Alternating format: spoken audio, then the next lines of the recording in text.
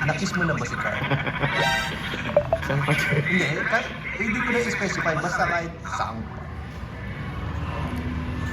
Oo. So yes. Yes? Yes! Siguro. Meron na sa vlog yata yun. No? Ay bro, wala yun sa vlog. Meron sa vlog. Wala sa vlog yun. O baka sa ano pa lang. Kakakomment siguro nila. Lakas mo na rin. Bro, dito ngayon na ano, na-open mo. Wala, ano lang naman yun. Dun yun sa pictorial. Na-kiss daw siya. Ano ba? Tumawa ba? Na-kiss mo talaga siya sa no? Na-kiss mo. Hindi ko alam. Bala kayo. Hanapin nyo na lang sa vlog ko na andun. Kung dumikit ba? Hala, so sa tanong natin kung na-kiss na ba ni Papa Jong si Carla, ang sagot ko is yes. Yes? Yes. Grabe po itong interview natin dito sa loob. Wala ko yun.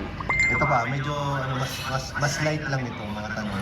Ay, malate ko yun siya. Sige. Galing ito. Actually, ano na ito eh.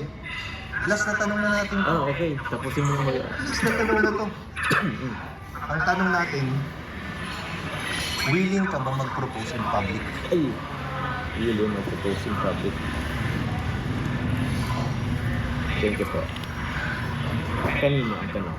Kanino ba? Ang tanong, kanino ka? Ay, nagaling si Kuya. Hindi ko pa naman masabi Kuya, pero ikaw kasi Kuya, kung sabagay, iba-iba kasi eh. Pero once kasi naman mo kasi yung tao Kuya, Oo. alam mo yung tipong masaya siyang ipagsigawan. Oo. Sabi nga nila pa, pag mahal mo, ipagsigawan mo. So, para kung magpupropose ka in public, yung tipong parang love na love mo siya. To the point na gusto Sampang tanong.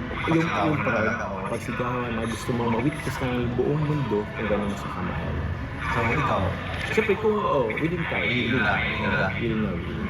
Kung ako magpropose, it's either private or public.